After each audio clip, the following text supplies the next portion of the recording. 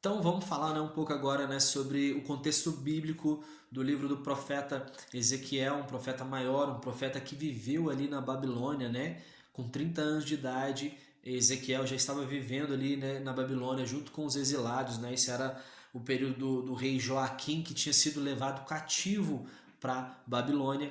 Então Ezequiel é um profeta bem solitário, né, e ele tem bastante visões. Ele é um profeta bem fora da caixa, ele, né, viveu coisas que nenhum outro profeta viveu como ele, né? Ninguém teve tantas visões assim como Ezequiel. E a primeira visão que ele tem, ele está ali às margens do rio Quebar, um rio ali na Babilônia, e de repente Ezequiel, ele viu que uma terrível tempestade estava vindo do norte, né? Isso representava ali esse cativeiro. Ele viu uma tempestade, ele viu como se fosse um povo, né, vindo do norte. Então ele viu ali relâmpagos, né, e 4 seres viventes dentro de uma nuvem. Então o primeiro ser vivente, né, ele tinha aparência humana, tinha mãos humanas também, né, como se fossem as suas asas, né, tinha mãos humanas. O outro ser tinha uma cara de leão, um ser que estava na direita, o ser que estava na esquerda ele tinha uma cara de boi, e um ser que estava atrás ele tinha cara de águia. Os seres se moviam rápido, né, como se fosse um raio. E abaixo da cintura deles, né, eles tinham grandes rodas. E nessas rodas, né, cada roda tinha vários olhos ali é, ao lado delas. E ouviu-se uma grande voz. Então havia acima deles um trono feito de safira, e assentado nele estava alguém que parecia um homem. Da cintura para cima era todo de metal, e da cintura para baixo era fogo. Então Ezequiel ele se prostra no chão e ouve mais uma vez a voz. Então Deus vai dizer a Ezequiel: Ezequiel, não tema o povo, tão somente pregue a minha palavra. Em seguida, uma pessoa lhe estendia a mão e lhe entregava um livro. E nesse livro estava registrado palavras de lamento, pranto e muitos ais. Então aquele homem, né, que entregou esse livro para Ezequiel, ele vai dizer para ele pregar, mas ele diz para Ezequiel primeiro comer esse livro. E Ezequiel vai e come o livro, e na sua boca ele era doce como mel, mas quando ele cai no seu estômago ele era muito amargo.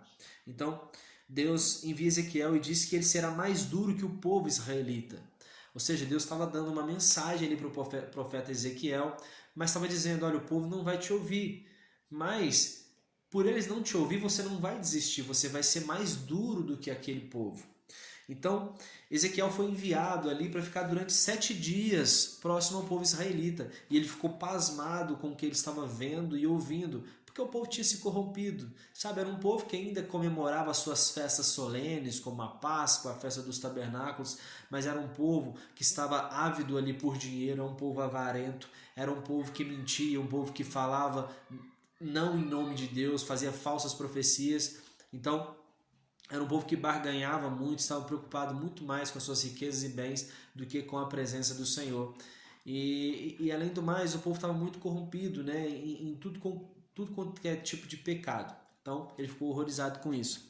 Deus exorta então Ezequiel que se ele não pregar ao ímpio, o Senhor vai requerer o sangue dessas pessoas. E até mesmo aquela pessoa que já recebeu a palavra do Senhor e se desviou.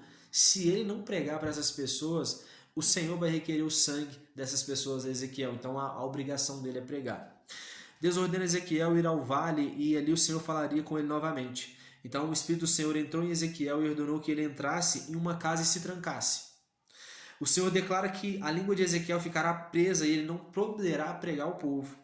Todavia chegará um momento em que o Senhor falará na boca de Ezequiel. Olha que outra coisa que acontece com ele. Ele entra dentro de uma casa a mandado do Senhor e naquela casa ele fica com a língua presa, ele não consegue falar. Então Deus ele pede para o profeta Ezequiel ele pegar um tijolo e desenhar a representação ali de Israel nesse tijolo. E o Senhor vai dizer assim: cerca a cidade com fortificação militar, constrói rampas, coloca arietes ao redor da cidade, pega uma panela de ferro e coloca como se fosse um muro entre você e a cidade. E agora Deus vai dizer para o profeta algo: olha, deita sobre o teu lado esquerdo, lançando sobre ti toda a maldade de Israel durante 390 dias. Que isso representa que ele vai carregar a iniquidade de Israel, deitando somente de um lado, somente sobre o lado esquerdo aqui, somente sobre o lado esquerdo, durante 390 dias. Então, após esses 390 dias, ele vai deitar e ficar mais 40 dias para absorver a iniquidade de Judá. Então, 390 dias deitado sobre o lado esquerdo pelos pecados e iniquidades de Israel. E depois, mais 40 dias, após os 390, deitado sobre o lado direito para absorver agora todos os pecados e iniquidades de Judá. Olha só. E a Bíblia vai dizer que um dia ele representa um ano. Então, assim, isso pode representar muitas coisas, né? É um livro aqui profético, é algo, né? A palavra é uma palavra viva e ela se renova a cada manhã. Mas esses 390 dias, que pode ser anos, né? Está dizendo que um dia representa um ano. E depois desses mais 40 dias, que daria um total de 440 anos, poderia ser o período, né, que o Senhor ele ficou sem falar com o povo. Por causa dessas iniquidades, né? Então o Senhor deixou de falar com o povo, mas isso é só algo que a gente tenta ligar, né? Não se sabe ali bem ao certo, né? Se são esses 300 e 440 dias realmente representam anos. Mas enfim, o profeta fez isso. Os 390 dias eram dias literais que ele ficou deitado sobre o seu lado direito e 40 dias ele ficou deitado sobre o seu lado esquerdo. É o contrário. O Senhor o amarrarás com cordas para ele não se virar durante esses dias.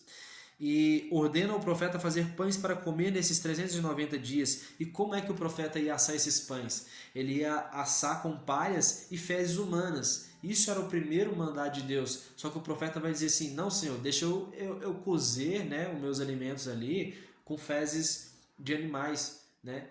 Porque eu não vou suportar, eu quero fazer com fezes de animais. E o Senhor concede isso. E o Senhor vai dizer, olha, Israel vai sofrer muita fome, muita sede, por causa dos seus pecados.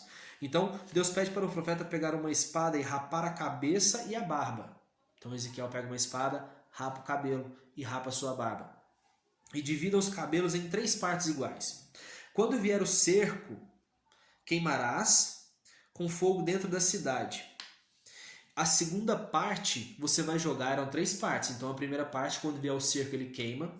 A segunda parte ele vai jogar em volta da cidade. Segunda parte em volta da cidade. E a terceira ele vai espalhar no vento. Nesse momento o Senhor puxará a espada para exterminar o povo. E então Ezequiel vai pegar algumas mechas de cabelo dos israelitas e queimarás. E dali vai partir um fogo que vai consumir toda a casa de Israel. Então Jerusalém se comporta como os povos pagãos. Isso era algo que Deus deu para Ezequiel, né? Algo que realmente assim era uma ordem de Deus e somente Deus para poder explicar esses desígnios dele para a gente. E vai falar aqui, né, de tempos que vai acontecer em Israel, que onde os filhos vão comerão os pais e os pais comerão os próprios filhos. Tamanha será a destruição em Jerusalém, né? Pelos pecados que eles tinham cometidos. Israel terá fome extrema, animais selvagens atacarão seus filhos e pestes também vai atacar o povo.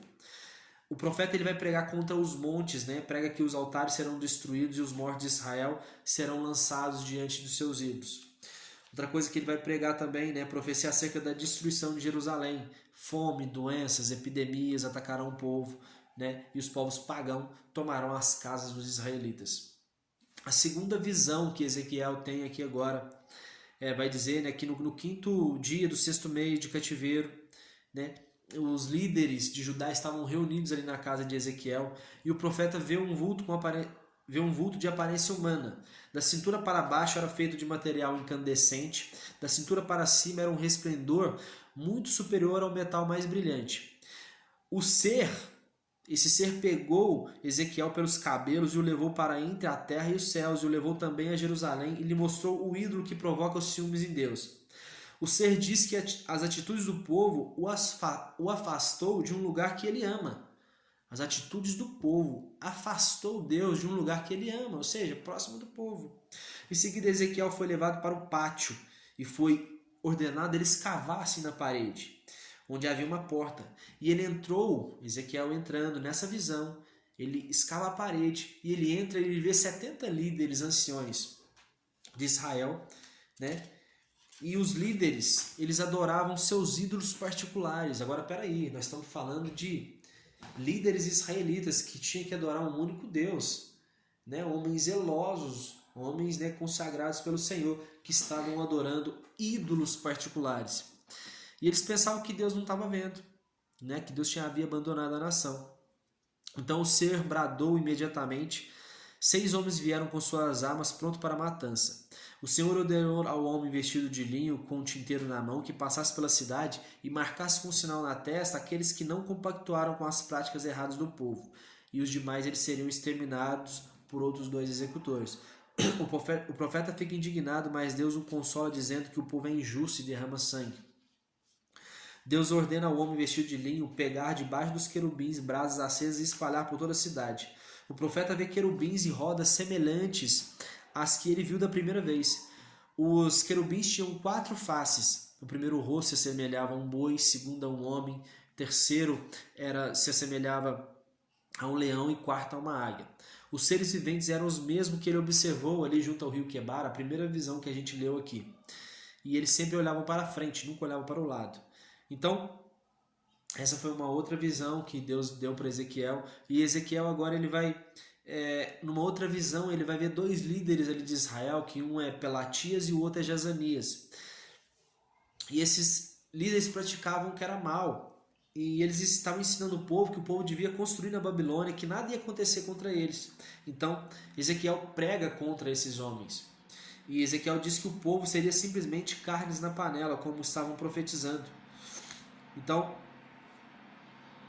os homens estavam dizendo assim, olha, esse povo é como carne na panela, tipo assim, eles estão na nossa mão, a gente faz o que quiser com eles. Ezequiel diz que o povo seria simplesmente carne na panela, como estavam profetizando. Seria isso mesmo, olha, e Ezequiel profetizando sobre isso. Acontece que enquanto Ezequiel profetizava, Pelatias ele vai morrer. Então com isso Ezequiel ele se prostra no chão e ele clama a Yahvé por isso. Os homens de Jerusalém dizem que os irmãos e parentes de Ezequiel estavam longe de Deus. Olha o que o povo pensava então de Ezequiel. Que nem seus irmãos, sua família, ninguém, eles não estavam próximos de Deus. Então eles não acreditavam em Ezequiel. Mas lembra que Deus ele ungiu Ezequiel para ele se tornar assim tão irredutível, tão duro quanto os israelitas, né? Então por isso ele não desistia mesmo mediante esses comentários. Deus ele vai prometer, né, para o povo, né, nesse inteirinho aqui, que ele vai resgatar o povo, ele vai restaurar o povo de Israel. O Senhor então vai mandar agora o profeta Ezequiel ele arrumar a bagagem e ir para junto dos exilados. Certifique-se, né, de que todo o povo tiverá saindo do exílio. Olha só, Deus manda ele arrumar as malas para Ezequiel, né, tipo assim, fingir que está saindo do exílio. Ele pegou sua bagagem e Ezequiel vai chegar até o muro, fazer um buraco ali, passar sua bagagem e sair. Então Ezequiel diz ao povo que assim, porque Deus estava querendo dizer algo, né, com essa atitude ali que ele fez Ezequiel fazer. E o que ele quer dizer é o seguinte: Ezequiel diz ao povo que assim como ele fez, o povo também fará indo para o exílio. Deus pede para Ezequiel comer seu pão e beber sua água com apavoramento e temor, e logo depois ele prega ao povo que eles também comerão seus alimentos em angústia e ansiedade. Foi assim que aconteceu, né, com o próximo rei aqui, que se chama Gedalias, se eu não me engano, o próximo rei de Israel, né, ele vai fazer isso, vai chegar num dia à noite, os babilônios haviam cercado a cidade, e aí eles pegam, né, e tentam fugir para o Egito ali, só que os soldados babilônios pegam ele. Então, de fato, isso acontece. Em Jerusalém se comentava que as profecias, né, não davam em nada, ou seja, as profecias dos homens de Deus não davam em nada. Os israelitas pensavam que as profecias de Ezequiel era para um tempo futuro, quando na verdade Ezequiel vai dizer que se tratava daquele tempo, era daquele tempo que ele estava falando. Profetas diziam coisas somente de suas imaginações. Os profetas, né, de Deus ele vai condenar os falsos profetas que pregavam só aquilo que vinha no coração deles. Não tinha nada a ver com Deus. Era isso que estava acontecendo em Israel. E o Senhor vai advertir, né, os profetas. Esses profetas vai dizer, olha, as mulheres elas se envolvem com magia, pulseiras de feitiço. Alguns anciões e líderes eles vão até Ezequiel e Deus usa o profeta para dizer para eles abandonarem os seus ídolos e renunciarem às práticas abomináveis. O povo cometia erros e depois ia nos profetas. Então, Deus faria dessa pessoa um exemplo para não cometer mais esse erro, né? De pessoas que cometiam algo de errado, né? Não consultavam os profetas antes de fazer aquilo que estava errado, que eles já sabiam, mas depois queriam ter uma resposta dos profetas. E para a gente fechar, a Bíblia vai nos contar aqui agora, né? Que falar quais são os castigos de Deus. E fala sobre 4 juízos de Deus sobre a terra. Que um primeiro juízo é guerra, o segundo é fome, o terceiro são animais ferozes e o quarto são doenças epidêmicas. São 4 formas de Deus castigar a terra: fome, guerra, animais ferozes e doenças epidêmicas. E assim a gente termina aqui no capítulo 14, né, de Ezequiel, e já já a gente volta com mais.